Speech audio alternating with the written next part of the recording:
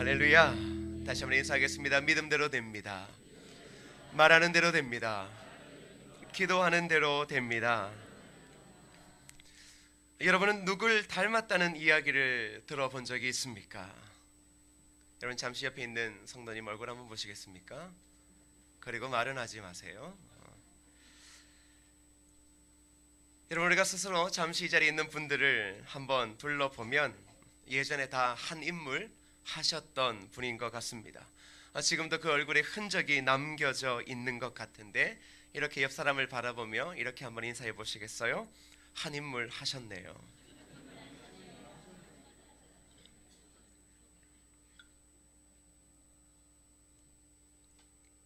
우리는 누군가를 닮고 싶어 합니다. 그래서 우리는 인생의 롤모델을 찾고 또 멘토를 찾습니다. 그러면 그분들을 쫓아 말 한마디, 행동 하나하나를 나의 것처럼 만들고 싶어 합니다. 닮고 싶다라는 것은 현재의 삶을 변화하고 싶다라는 갈망을 포함하고 있는 것입니다. 저는 성교회 성도님들의 변화를 갈망합니다. 그래서 매일 새벽 그 변화를 위해 기도합니다. 변화라는 것은 교회 외적 환경의 변화가 아닙니다. 그리고 그 시대의 전통을 어떻게 변화시킬까도 아닙니다. 여러분, 바울 사도의 말에 귀를 기울여 보십시오. 바울 사도가 이렇게 말합니다. 함께 읽어보겠습니다. 시작. 우리가 주의 영광을 보매 그와 같은 영상으로 변화하여 영광에서 영광에 이르니 곧 주의 영으로 말미암음이니라. 바울 사도는 그리스도인의 중요한 변화를 말합니다. 그 변화는 그리스도인이 복음을 깨닫게 되면 거기에 나타난 그리스도의 영광을 분명히 보게 되는데, 그 영광을 보므로 우리가 어떻게 변화된다라고 바울이 이야기하냐 그러면 바로 그와 같은 형상으로 변화된다는 것입니다. 여러분, 바울이 이야기하고 있는 이 변화는 매우 중요한 것입니다. 이것은 단순한 변화가 아닙니다. 복음을 통한 변화는 완전히 새로운 존재로 변형되는 것을 말합니다. 그러니 예전의 모습과는 전혀 다른 모습입니다. 예전에 우리의 모습은 무엇입니까? 인간의 죄, 연약함, 부패함이 우리의 본연의 모습이었습니다. 우리에게는 선함이 전혀 없었던 것이죠. 그러나 예수 그리스도의 영광을 통하여 우리가 새로운 존재로 변화된다. 근데 그 변화되어지는 그 목적지를 바울이 무엇을 이야기하고 있냐 그러면 그리스도, 즉 주님과 같은 형상으로 변화되게 된다라고 우리에게 말하고 있습니다.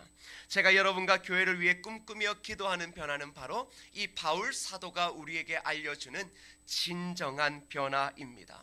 저에게도 여러분 어떠한 목적이 있을까요? 저의 삶에도 어떻게 변화되는 것이 저의 꿈일까요? 바로 예수 그리스도를 닮아가는 것이 저의 꿈입니다. 여러분 어떻습니까? 그리스도인으로서 여러분의 꿈은 무엇입니까? 진정한 꿈은 예수 그리스도를 닮아가는 것이 여러분의 꿈인 줄 믿습니다. 여러분, 복음을 통해 주의 영광을 보고 그 영광을 통해 우리가 주님과 같은 그러한 모습으로 변화되기를 날마다 꿈꿀 수 있기를 축복합니다. 그래서 C.S. 루이스라는 분은 이렇게 말했습니다. 모든 그리스도인은 작은 그리스도가 되어야 한다. 그것이 그리스도인이 되는 목적의 전부다. 그리스도인이 되는 목적의 전부, 그리스도인으로서의 삶의 목적이 바로 무엇인가라는 것은 바로 우리 모두가 작은 그리스도가 되는 것이다 라고 말합니다. 여러분, 이 C.S. 루이스의 말을 마음에 새기십시오.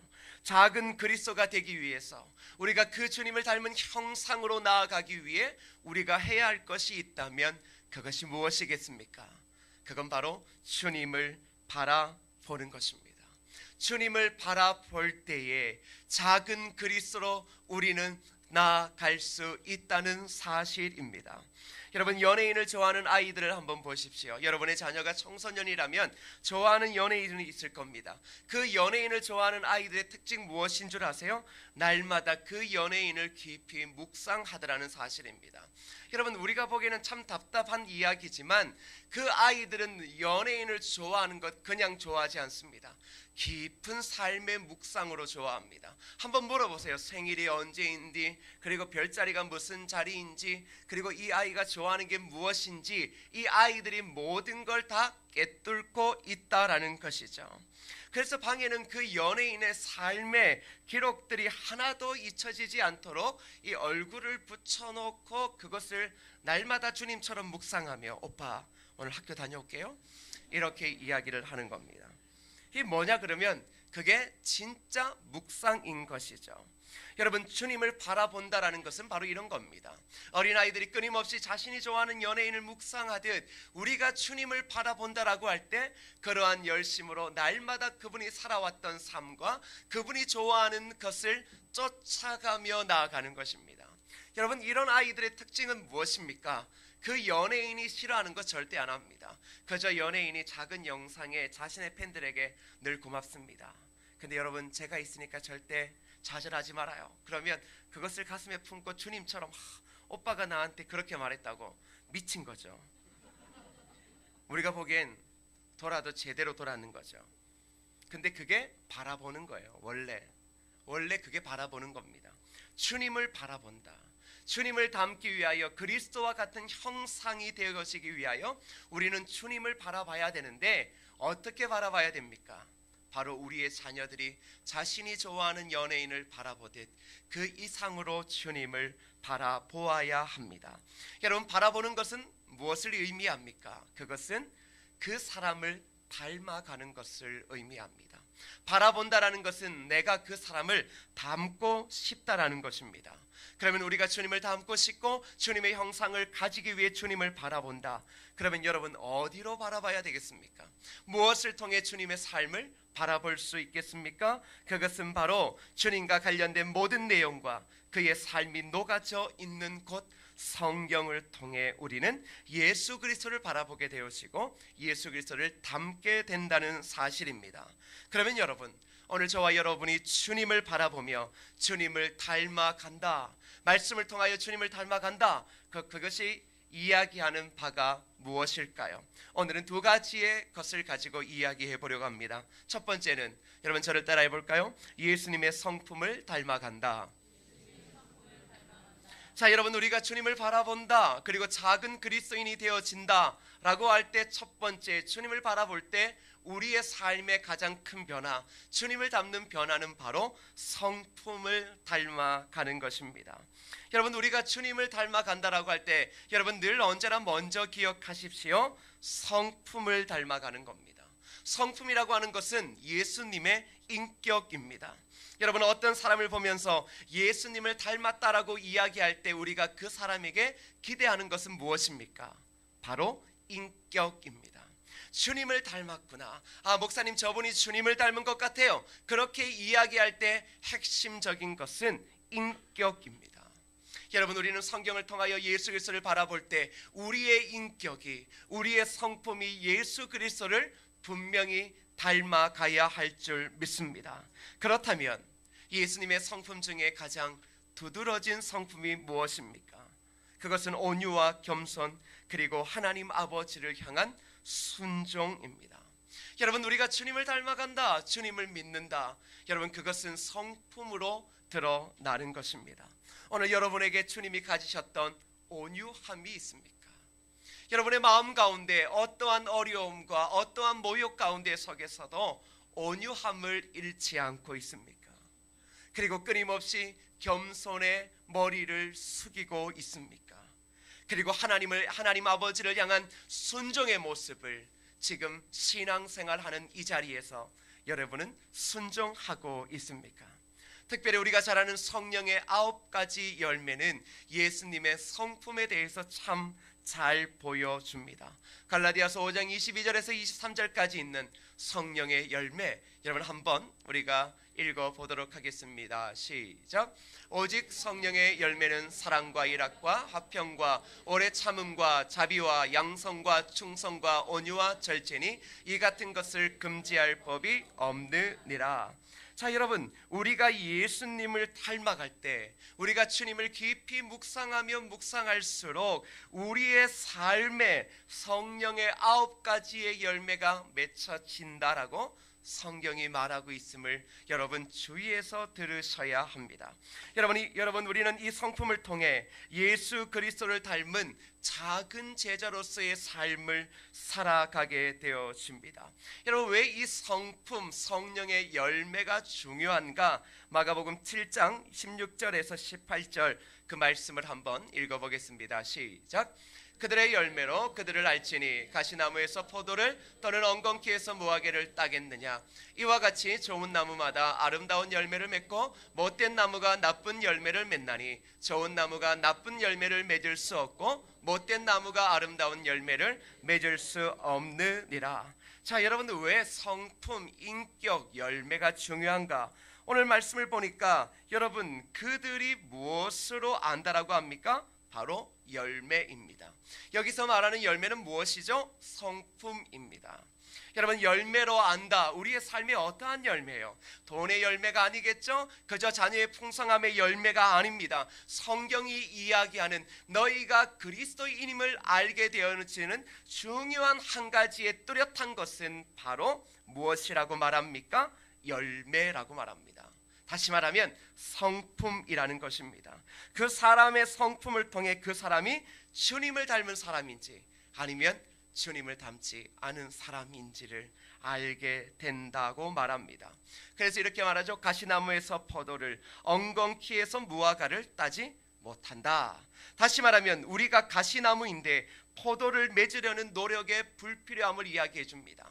많은 사람들이 자신의 열매를 맺으려고 그럽니다. 근데 여러분 한번 보세요. 가시나무가 포도나무를 맺을 수 있습니까? 없습니까? 못 맺죠. 여러분 당연한 거예요. 그래서 이렇게 말합니다. 좋은 나무가 좋은 열매를 맺고 나쁜 나무가 나쁜 열매를 맺는다. 자, 그러면 성품도 똑같은 거예요. 좋은 성품을 닮아가면 좋은 성품을 형성하게 되어지고 나쁜 성품을 닮아가면 삶의 나쁜 성품을 형성하게 되더라는 것입니다. 자, 그런데 이것이 인간의 노력과는 상관없다라는 거예요. 여러분 인간의 노력과는 성품이 상관이 없어요. 왜냐 그러면 열매라고 하는 것은 사람의 능력이 아닙니다. 여러분 가시나무를 아무리 극진히 보살펴도 그 가시나무에는 가시밖에 열릴 게 없어요. 그것을 노력하는 것은 불필요한 일이에요. 어리석은 거예요. 열매는 사람의 노력이 아니라 무엇으로? 바로 그 씨가 가진 성향입니다. 어떠한 씨를 심느냐에 따라 맺혀지는 열매가 결정되더라는 것이죠. 여러분 어떤 씨를 심느냐가 참 중요한 겁니다. 사자성어에 종과 득과라고 이야기를 합니다. 뭐예요? 원인이 있으면 그 원인에 따른 무엇이 있다? 결과가 있다. 그래서 뭐예요? 콩 심은데 뭐가 나죠? 콩 나고 팥 심은데 뭐 나는 거예요? 팥 나는 거예요. 콩을 심었는데 팥이 날 수가 없다라는 거죠. 근데 가끔 그리스도인들은 콩을 심고 뭘 이야기를 해요? 팥 나주기를 기도하는 거죠. 여러분 이것은 어리석다라고 이야기를 합니다. 여러분 우리가 예수 그리스도를 바라본다. 예수 그리스도를 바라본다라는 것은 예수님의 성품을 닮게 된다라는 거예요. 그 성품을 닮을 수밖에 없도록 주님이 만들어 놓으셨죠. 그러면 그 주님을 바라볼 때 우리의 삶에 성품의 열매를 맺혀지는 것이 당연합니까? 당연하지 않습니까? 여러분 당연한 거예요. 가끔 이런 사람들이 있잖아요. 한 번씩 주님이 나의 모든 건 다 바꿔도 내 성품은 못 바꾸는 것 같아. 이 말이 맞아요? 틀려요? 주님이 어디 뭐 옆집 아저씨입니까? 주님이 어디 뭐 앞집 아저씨예요? 다 바꾸는데 내 성품을? 주님이 바꾸고 싶은 건 여러분의 외형이고 여러분의 집이 아니에요. 주님이 바꾸고 싶은 것은 여러분을 그리스도의 형상으로 만들고 싶은 거죠. 그 형상으로 만들기 위해서 주님이 끊임없이 어디를 깎아요? 여러분의 성품을 깎는 거예요. 기억하셔야 돼요. 주님을 오래도록 믿었는데 내 성품이 옛날하고 전혀 달라진 적이 없다. 주님을 믿기 전이나 믿고 난 후에나 차이가 없다. 심각한 일입니다. 여러분 기분 나쁠 게 아니라 왜요? 주님을 바라보며 살아왔잖아요. 그러면 주님을 닮아 갈 수밖에 없는 것이죠. 여러분 주님을 바라본다라는 핵심적인 뜻은 무엇입니까? 여러분 모세와 이스라엘 백성들이 광야에서 불뱀에 물려 죽게 되었습니다. 그때 하나님은 모세에게 무엇을 만들라고 이야기하셨죠? 노뱀 만들어라. 그리고 그거 장대 위에 높이 들어라. 그리고 이야기하시는 말씀이야, 그거 바라보면 산다라는 겁니다. 여러분, 그거 바라보면 산다, 이게 참 어렵거든요. 주님 바라보면 주님의 성품 가진다, 이거 쉽지 않겠죠. 그러나 여러분, 주님을 바라본다라는 의미는 뭐예요? 그건 바로 구원이 주님에게 있음을 믿는 것입니다. 구원이 주님에게 있음을 명확하게 믿고 그 주님을 내 구주로 모신다라는 거예요. 자, 우리의 원인이 뭐예요? 주님이죠. 주님의 십자가가 우리의 삶 가운데 심겨지면, 주님의 십자가라고 하는 씨가 우리의 삶 가운데 심겨지면 우리의 성품은 누구를 닮아갈까요? 여러분, 누구 닮아가겠습니까? 그렇죠, 주님 닮아가야 합니다. 주님을 닮아가는 것이 당연한 겁니다. 우리가 복음을 통해 주님을 알고 주님을 닮아가면 좋은 열매, 아름다운 열매, 그 성품을 맺을 수밖에 없게 되어지는 것이죠. 그러면 우리의 삶에 어떤 게 나타나요? 성령의 그저 암송하라고 기록된 성령의 9가지가 열매가 아니라 우리의 삶 가운데 너희가 복음을 통하여 예수 그리스도를 깊이 묵상하며 그 주님을 바라보며 달려갈 때 너희들의 삶에 이 성품이 고스란히 드러나서 너희들에게 그리스도의 무엇이 나타난다? 형상이 나타난다. 그때 너희들이 그리스도의 작은 제자가 되어지고 작은 예수가 되어진다. 이렇게 우리 주님께서 이야기하고 있는 것입니다. 여러분, 현대 그리스도인에게 가장 필요한 것은 무엇일까요? 그것은 돈이 아니에요. 리더십이 아니에요. 우리는 옛날에 어려웠을 때, 교회도 어려웠을 때 교회에서 자꾸 인재를 길러내자 맞습니다. 교회에서 인재를 길러내는 게 참 중요해요. 그런데 인재를 길러냈어요. 그 당시에 인재를 길러내서 국회로 모든 곳에 많이 보냈어요. 근데 나중에 문제가 뻥뻥 터져요. 누구한테 터지던가요? 바로 교회에서 인재를 길러내자라고 해서 길러냈던 그들에게서 터졌던 거예요. 왜 그럴까? 왜 그리스도인들이 더 불법을 저지르고 더 부정직할까? 왜 국회의원들이 왜 자신의 이익에 따라 로비에 따라 움직일까? 그 중에 대부분이 그리스도인이라고 하는데 이유가 뭘까? 여러분, 이유가 뭘까요? 바로 성품의 문제였어요.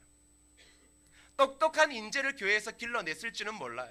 아주 지능적이고 아주 천재적인 인물들을 길러내서 유학을 보냈을지 몰라요. 그러나 실패하는 이유가 뭘까요?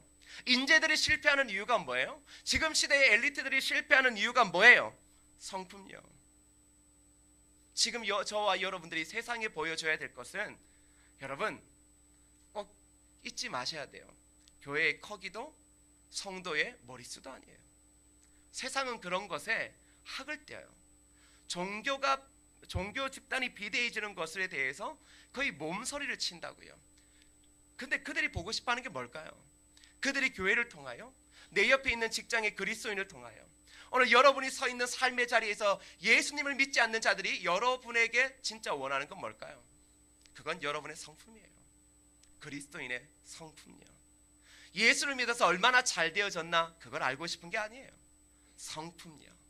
그 성품을 통하여, 아, 저분 주님을 닮은 것 같다. 어떻게 하면 저렇게 주님을 닮은 이 세상의 삶과는 동떨어진 삶을 살아갈 수 있을까? 여러분, 그걸 보고 싶어 하는 거예요. 그것이 오늘 현대인들에게 가장, 현대의 그리스도인에게 요구되어지는 것입니다. 여러분의 성품 어떻습니까? 오늘 우리가 주님의 성품을 닮아 열매 맺는 삶을 살 수 있기를 축복합니다. 두 번째, 우리가 주님을 바라볼 때 우리가 무엇의 변화가 있어질까요? 주님을 닮아간다라고 하는 것이 무엇일까요? 두 번째는 따라합시다. 예수님의 지혜를 닮아간다. 여러분, 골로새서 2장 3절 아주 중요한 말씀을 하시죠. 함께 읽겠습니다. 시작. 그 안에는 지혜와 지식의 모든 보화가 감추어져 있느니라. 자, 주님을 닮아감에 있어 중요한 한 가지의 측면, 주님의 성품을 닮아갈 때 당연히 따라오는 게 뭐냐 그러면 지혜입니다. 예수님 안에, 말씀을 보세요. 뭘 이야기해요? 예수님 안에 감추어져 있다. 뭐가 감추어져 있습니까? 보화가 감추어져 있다. 그 보화가 뭐예요? 지혜와 지식의 모든 보화가 감추어져 있다라고 말합니다. 다시 말하면, 여러분, 예수 그리스도를 바라볼 때, 예수 그리스도를 더욱더 알아갈 때, 그분을 묵상할 때 우리의 성품이 바뀌어질 뿐만 아니라 그 안에 숨겨져 있는 지혜와 지식의 모든 보화를 우리가 닮아가게 되더라는 것입니다. 지혜라고 하는 것은 무엇입니까? 분별력이에요. 지혜는 지식과 틀리죠? 분별력이에요. 핵심을 간파하는 능력입니다. 그리고 지혜는 지식을 활용할 수 있는 능력이에요. 여러분, 지식은 있는데 지혜가 없다? 이 사람 위험한 사람입니다. 돈은 있는데 지혜가 없다? 이 사람도 위험한 사람입니다.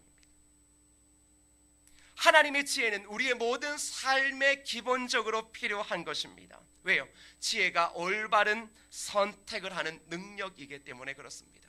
주님은 우리가 그리스도인으로서의 이 땅의 올바른 삶의 문제에 하나씩 제대로 된 성경적인 올바른 선택과 문제를 해결할 수 있도록 우리에게 지혜를 주셨다는 겁니다. 그런데 이 지혜가 없습니다. 그러면 어떻게 될까요? 우리의 선택이 세상적 가치를 따라가게 되더라는 겁니다. 그래서 사랑하는 성도 여러분, 우리가 주님을 따라갈 때 어떻게 되어집니까? 바로 지혜와 지식의 모든 보화를 가지게 됨을 여러분 믿으시기를 축복합니다. 우리는 이런 생각합니다. 예수님 믿으면 그저 선하고 착한 바보가 된다. 여러분, 오해하지 마세요. 예수님 믿으면 바보가 되어지고 누가 찔러도 그냥 이러는 게 아니에요. 그거 예수님 믿는 거 아니에요. 예수님 믿으면 이 예수님을 그래서 잘 믿자라고 하는 게 참 중요한 거예요. 내 주관대로 믿으면 나중에 큰 어려움 당합니다. 주님을 내가 원하는 방향으로 믿으면 곤란한 일을 당해요. 예수님은 뭐예요? 아름답고 온유한 성품을 소유하셨을 뿐만 아니라 지혜로우셨다라는 거예요. 왜 그리스도인들이 이 세상에서 인정받으며 살아갈 수 있는 이유가 뭔 줄 알아요? 지혜 때문이에요. 왜요? 세상에는 지혜가 없기 때문이죠. 세상에는 지식이 있는 거예요. 지식과 기술이 있는 거지 지혜가 있는 게 아니에요. 모든 지혜는 어디에서 나오는 거예요?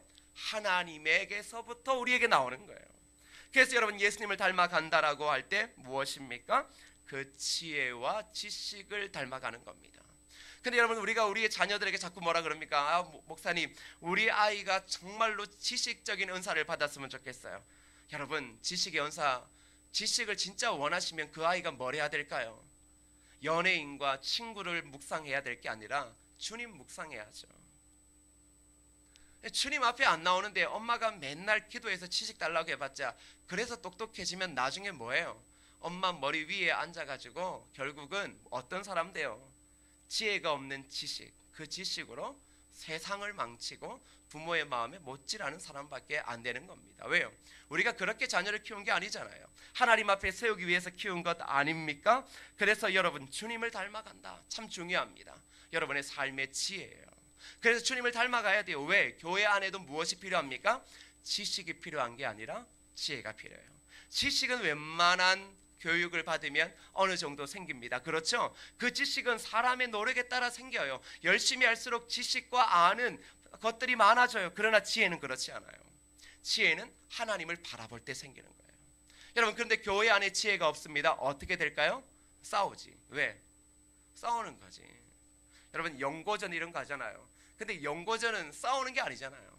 이 뭐냐 그러면 그런 대학 문화잖아요. 잘 봐요. 지혜가 없을 때는 그게 패싸움이 돼요. 교회 안에도 똑같아요.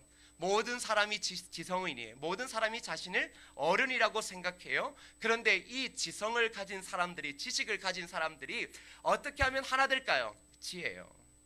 지혜가 없으면 뭐예요? 이런 거죠. 네가 뭔데 나한테 뭐라 그러냐고. 도대체 네가 뭐냐고 이 교회에서. 이런 거예요. 지혜가 있으면 뭐예요? 고개를 숙일 줄 알고 무엇이 싸우지 아니하고 그 사람을 세우고 그 사람의 상황을 알고 인정해주고 그러면서 하나됨을 만들어가는가. 이건 지혜로운 사람이 하는 거거든요. 지혜 없는 사람은 뭐예요? 내 기분대로 행하는 거예요. 내 기분대로 행하는 거야. 이해될 수 있죠. 뭐 여러 가지 이유가 있잖아요. 여러분 뭐 화가 날 때가 있죠. 저도 화가 날 때가 있을 거예요. 자, 기분대로 행할 때가 있어요. 그러나 지혜가 있을 때는 그것을 빨리 깨달아 돌이켜 문제를 해결하게 되어지는 것이죠. 여러분, 언제 우리가 지혜를 얻게 됩니까? 주님 바라볼 때요. 주님을 바라보는 게 뭐예요? 말씀 가운데 깊이 잠식당할 때요. 그 말씀을 통하여서 우리가 지혜를 가질 때 그 지혜로 우리의 삶의 모든 문제에 하나씩 올바른 길로 문제를 해결해 나가며 우리가 그리스도인의 길을 걸어가고 교회는 교회다운 길을 걸어갈 수 있게 되어지는 것입니다. 여러분, 사람들은 책의 영향을 받습니다. 여러분 대학생들이 대학교를 딱 가면 이제 거기에서 갈라집니다. 이제 뭐 노는 아이들은 할 수 없고 공부를 하는 이제 아이들 쪽에서는 이제 자신이 읽는 책에 따라 그룹이 나누어져요. 어떤 책을 읽는 것인가? 뭐 이제 뭐 스탈린이나 뭐 레논 이쪽에 그런 쪽의 책을 읽는 사람, 레닌 이쪽에 읽는 사람과 그다음에 뭐 독일 쪽의 이 책을 읽는 사람과 여러분 이 뭐 철학에 따라서 다 틀리거든요. 그걸 통해서 뭐가 형성되냐 그러면 그 사람들이 살아갈 가치가 형성돼요. 그게 되게 중요한 거예요. 여러분 우리도 뭐 주사파, 좌파, 우파라고 하지만 이 좌파, 우파의 핵심적인 건 뭐냐 그러면 감정이 아니거든요. 추구하는 철학이요, 가치적 이념이에요. 그것은 어떻게 그 사람의 삶의 지배를 받았습니까? 그들이 읽는 책이요. 사람은 책에 영향을 많이 받아요. 자, 그러면 그리스도인인 저와 여러분 어디에 영향을 받습니까? 지혜를 얻기 위해서 어디에 영향을 받아야 돼요? 말씀이죠. 근데 한번 보세요. 대학교에 읽었던 철학책, 뭐 까라마조프의 이야기, 뭐 이런 수도 안 되는 그런 수도 없는 명작들을 읽으면서 야 좋았다라고 하지만 정작 친구들하고 앉아서 성도들끼리 앉아서 야 지난주에 읽었던 마태복음 17장을 읽어봤어, 이런 얘기 해보신 적 있어요? 그런데 우리는 뭘 원해요? 지혜 원하죠. 기도 한두 번, 그리고 예배 한두 번, 하나님 지혜 주세요. 우리 아이들 돌대가리인데 막 지혜 주세요, 막 이렇게 원하시죠? 근데 이게 뭐예요? 이거는 벌써 가는 길이 틀린 거예요. 우리가 오늘 우리의 삶에서 그냥 이야기를 해보면 남편과 아내가 이야기할 때, 가족이 모여서 이야기할 때, 교회 공동체가 모여서 이야기할 때, 신문의 사설은 이야기를 잘해요. 신문의 뭐 정치적인 문제, 뭐 최경환 경제부총리가 금리를 낮췄더라, 이제 난리 났더라, 이런 이야기는 얼마나 잘하는지 몰라요. 그런데 주님이 십자가를 지신 거에 대해서 이야기를 하자 그러면 왜 굳이 이런 데서 그런 얘기를 하냐고, 평생 그런 얘기를 안 해요. 그렇죠? 한번 보세요. 우리가 지금 누구를 바라보고 있는가라는 거죠. 여러분 누구를 바라보고 도대체 누구에게 영향을 받아요? 여러분 하나님을 바라본다고 하면서 하나님의 말씀에 깊이 빠져 있지도 않은데 내가 주님을 닮아간다? 여러분 그것은 정말로 어려운 것이겠죠. 그래서 주님을 바라본다라는 것은 주님의 지혜와 지식을 닮아간다라는 것입니다. 자, 사랑하는 성도 여러분, 말씀 맺으려고 합니다. 한번 보세요. 우리는 주님을 바라봐요. 주님을 닮기를 원해요. 우리의 삶 가운데 그리스도의 형상, 작은 그리스도가 되어지기를 원하는 마음은 저와 여러분, 이 땅의 그리스도인에게는 모두가 다 있을 거라는 사실이죠. 자, 그렇다면 여러분 주님 바라보고 있습니까? 어떻게 바라보고 있습니까? 여러분이 주님을 바라보고 있고 주님을 닮아간다라고 할 때 여러분 늘 언제나 내 자신의 성품을 성경을 통해 점검하십시오. 성령의 9가지 열매뿐만 아니라 마태복음 5장 산상수훈에 나오는 팔복을 여러분 묵상하십시오. 그리고 그 하나하나가 내 삶에 온전히 드러나고 있는지를 명확히 바라보셔야 됩니다. 주님을 닮는다라는 것은 내 예전에 주님을 믿지 않을 때의 그 성품을 고스란히 지금도 유지하는 것이 아니라 주님을 닮아갈 때는 내 성품은 주님 앞에, 내 자존심은 주님 앞에 산산이 부서지고 또 부셔져서 그저 온유함과 겸손함과 그리고 사랑함으로 성령의 9가지 열매가 내 삶 가운데 충직하게 열매 맺는 것, 그게 주님을 닮아가는 것이겠죠. 또 한 가지는 주님을 닮아갈 때 말씀을 깊이 묵상하시죠. 요즘에 성장반은 좀 은혜가 있는 것 같아요. 왜? 성장반 하시는 분들은 맨날 성경책을 얼마나 안 읽었으면 성경책 읽는 게 힘들대요. 얼마나 요절을 외운 적이 없으면 이제는 요절 읽는 게 이제 이렇게 통해. 목사님 나이가 드니까 이제 그것도 안 돼요. 도대체 나이 들지 않을 때 좀 많이 외워놓지 굳이 나이 들어 외우려 그러니 이게 집에 가면 잠도 안 오고 이제는 하루 24시간이 온전히 주님만 하고 생활하는 것 같아요. 일단은 이거는 좋아요. 왜요? 말씀에 깊이 잠기십시오. 그러면 어려움이 있을 때 신기한 게 있어요. 진짜요. 말씀에 깊이 잠기면 뭐냐 그러면 어려움과 힘든 상황이 있을 때 하나님께서 그 위기 때마다 무엇을 기억나게 하실까요? 그렇죠. 속에서 말씀이 기억나게 하셔요. 그래도 중요한 거예요. 그래서 말씀에 푹 잠기자라고 하는 게 참 중요한 거죠. 여러분 제가 이 설교 준비하면서 이 생각이 듭니다. 나는 주님 닮았나? 여러분 제가 주님 몇 점 닮았는 것 같아요? 근데 주님 하나도 안 닮았는 것 같더라고요. 아, 나 참 멀었구나 라는 생각이 들었습니다. 여러분 왜냐 그러면 온유와 섬김, 사랑과 낮아짐 아직 저한테 너무나 부족하더라고요. 설교는 하지만, 자, 이게 주님 닮아가는 거다 막 이야기는 하지만 정작 제 자신에게 이 주님을 닮아가는 부족함이 엄청나게 많더라고요. 여러분, 제가 교회 주변 동네를 다닐 때 사람들에게 인사를 잘 할까요? 잘 안 할까요? 잘 안 해요. 갑자기 새벽 기도하는데 그 생각을 나게 하시는 거예요. 너 참 인사 잘 안 하더라. 너 목사라고 하면서 길거리 다니면서 아무리 어색하고 그래도 인사 참 안 한다. 제가 그래요. 제가 주님 닮아가는 제자 아닙니까? 누가 나한테 인사를 해서 인사를 하는 그런 목사가 아니잖아요. 제가 멀었다. 주님 저 멀었죠. 그럼 멀었지. 너는 아직 멀었어. 이 마음 팍 주시니까 갑자기 너무나 죄송한 거예요. 이게 뭐냐 그러면 나만 혼자 목사인 거예요. 그냥 나 혼자 목사인 거예요. 길거리 나 혼자 목사네. 누가 나를 본 상관없이 나 혼자 목사네. 나는 목사네. 여러분 오면 거룩한 성품 가집시다 막 이러고 하고 나가면 남자 어색하게 그냥 앞만 보고 가는 거예요. 할렐루야 이래가고 이게 뭐예요? 멀었다라는 거예요. 주님의 성품은 내 혼자 거룩해지는 게 아니에요. 성품은 드러나는 거죠. 제가 멀었던 거예요. 그래서 제가 이제 뭐 하냐 그러면 옆집 아저씨한테 인사를 해요. 옆집 아저씨 그 주인 할아버지 말고 옆집 아저씨가 인상이 별로예요. 맨날 교회 제가 처음 왔을 때 우리 교회 철문일 때 맨날 그 앞에 대고 차도 안 빼줘요. 그래서 제가 죄송한데 부탁도 하고 그랬어요. 너무 성질이 나는 거예요. 저들 집 앞에 대면 이게 뭐냐면 목사가 멀었거든요. 차 대놨다고 성질 낼 정도니까 이해는 할 만하죠. 여러분의 대문 앞에 누가 차를 대놓고 빼달라고 하는데 9시 되면 빼준다 그러면 기분 좋아요 나빠요? 자기 집 앞에 텅텅 비었는데 나 기분 정말로 나빴어요.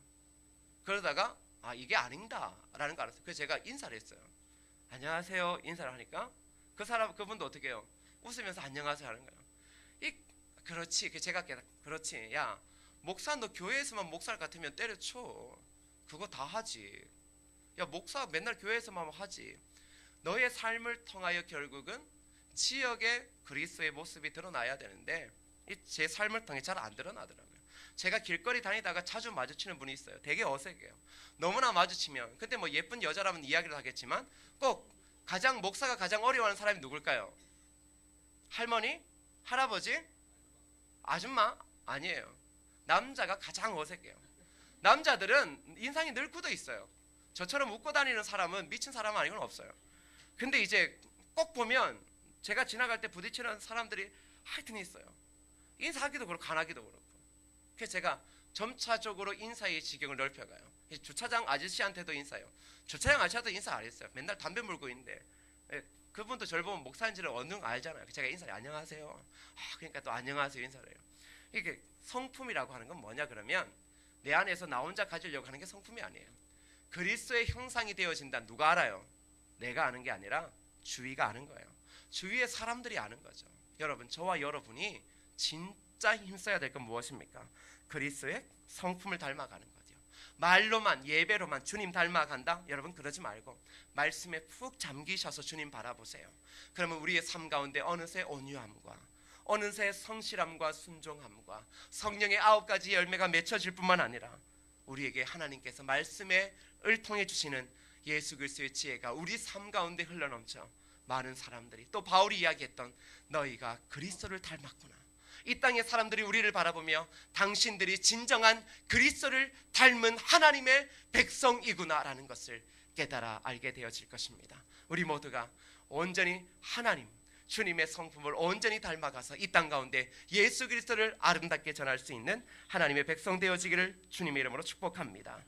여러분 이런 찬양이 있습니다. 낮엔 해처럼 밤엔 달처럼 그렇게 살 수 없을까?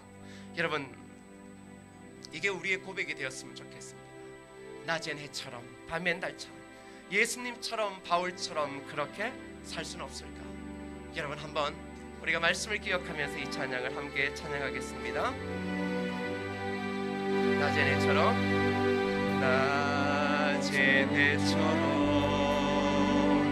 밤엔 달처럼 그렇게 살 순 없을까? 욕심도 없이 어두운 세상 비추어 온전히 나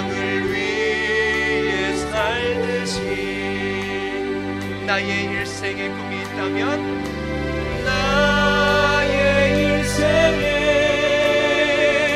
꿈이 있다면 이 땅에 빛과 소금 되어 가난한 영혼 지친 영혼을 주님께 인도하고픈데 나의 욕심이 나의 못난 자아가 나의 욕심이 나의 못난 자아가 언제나 커다란 짐되어 나를 짓눌러 맘을 곱게 하니 주님여 나를 도와주소서. 예수님처럼 바울처럼 예수님처럼 바울처럼 그렇게 살 순 없을까?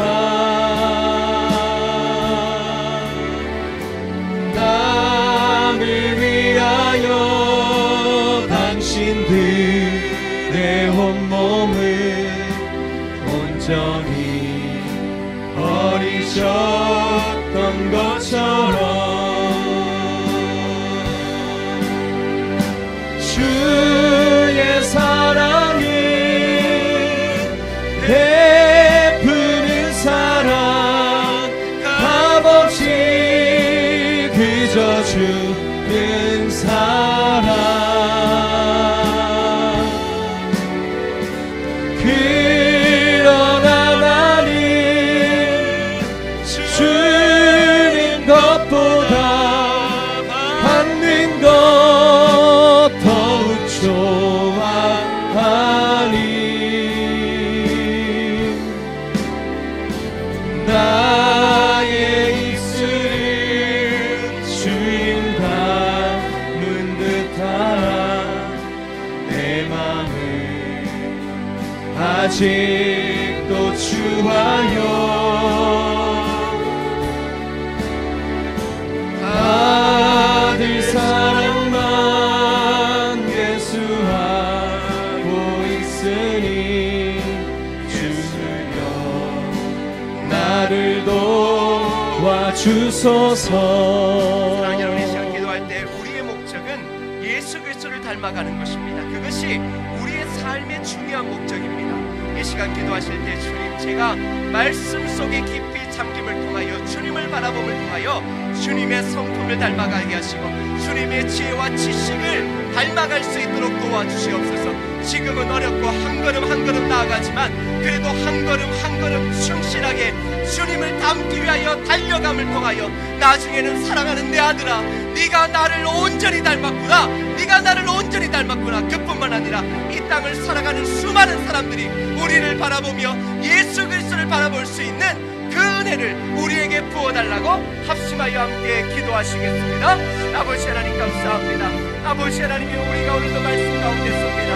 아버지 하나님, 우리가 주님을 닮아가기를 원합니다. 아버지 하나님, 주님의 성품을 닮아가기를 원합니다. 아버지 하나님, 온전히 주님을 닮아가며 예수 그리스도의 성품을 가지기를 원합니다. 오늘도 깨어지지 않는 우리의 성품이 있다면 말씀 가운데 엎드러짐을 통하여서 우리의 성품이 깨어지게 도와주시옵소서. 잘못된 가시와 같은 성품이 깨어지게 하시고 복음의 씨가 우리의 심령 가운데 뿌리내림을 통하여서 우리가 온전히 예수 그리스도의 온유함과 섬김과 사랑과 성령의 9가지의 열매의 성품을 가질 수 있는 하나님의 사람 되어지게 하여 주옵소서. 아버지 하나님이 우리가 입술로는 주님을 닮은 듯하나 아버지 하나님이 아직도 우리는 수확합니다. 아직도 우리는 하나님의 성품을 가지지 못합니다. 주여 우리를 도우소서. 주여 우리를 통하여 예수 그리스도의 살아계심을 증명할 수 있도록 주여 도와주시옵소서. 아버지 하나님이 온전히 주님을 닮아가기를 원합니다. 온전히 주님을 닮아가기를 원합니다. 온전히 주님을 닮을 수 있는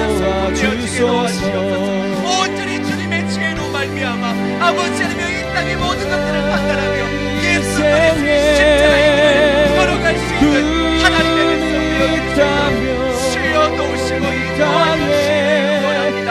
아버지 하나님여 도우소서. 아버지 하나님여 예수님처럼 살게 하소서.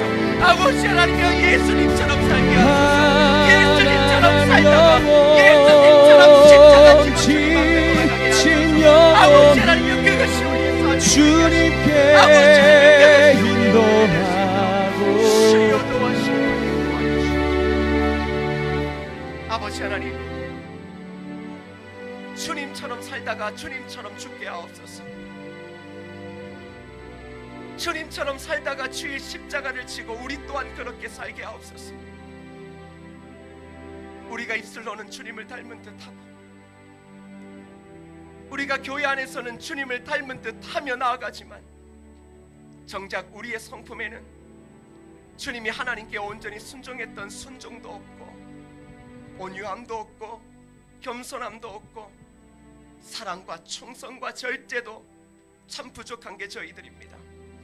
아버지 하나님, 그 원인이 말씀 가운데 깊이 잠식하지 못했던 우리의 교만함입니다. 말씀을 좀 안다라고 하면서 말씀 앞에 깨어지지 않는 우리의 교만함입니다. 아버지 하나님, 온전히 주님의 말씀 가운데 잠김을 통하여 주님을 닮아가게 하옵소서. 그래서 우리 누구가 아니 모든 사람이 보더라도 우리를 향해 예수 그리스도를 바라볼 수 있는 은혜를 허락하여 주옵소서.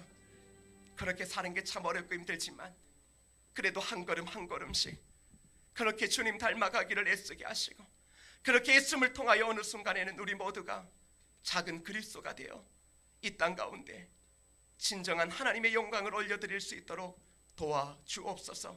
예수님의 이름으로 기도드립니다. 아멘. 다 같이 자리에 일어나셔서 주님 다시 오실 때까지 찬양 부르고 축도로 예배 마치겠습니다.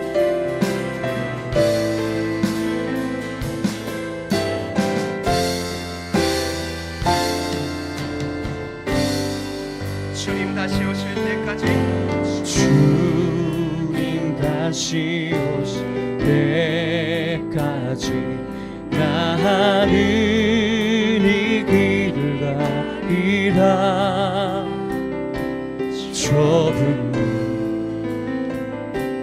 좁은 길 나의 십자가 지고 나의 가는 이 길 끝에서 나는 주님을 보리라. 영광의 내 주님 나를 맞아주시니 주님 다시 오실 때까지 나는 일어나 달려가리라. 주의 영광 온 땅 높을 때 나는 일어나 노래하리. 내 사모하는 주님 온 세상 구주시라. 내 사모하는 주님 영광의 왕이시라.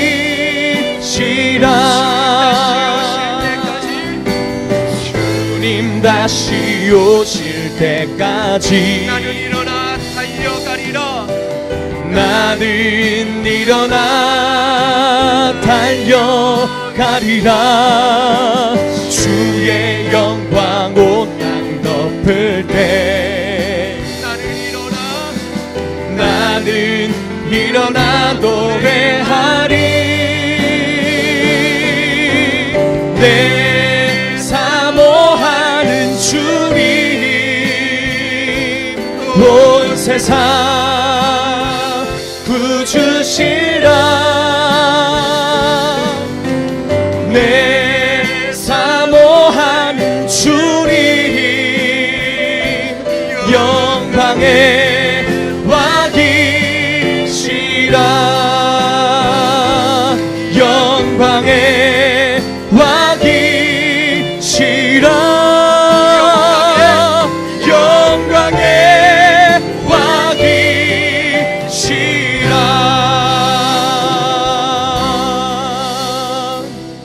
이제는 우리 주 예수 그리스도의 은혜와 성부 아버지 하나님의 무한하고 그 크신 사랑과 성령님의 감화 감동 위로 교통하시는 은혜의 역사가 주님의 성품을 닮아가고 주님의 지혜와 지식을 닮아가 예수 그리스도의 영상을 닮아가기로 작정하는 사랑하는 모든 성도들 머리 위에 이들의 삶의 터전 위에 하나님의 교회 위에 이제로부터 영원토록 함께 있을지어다. 아멘.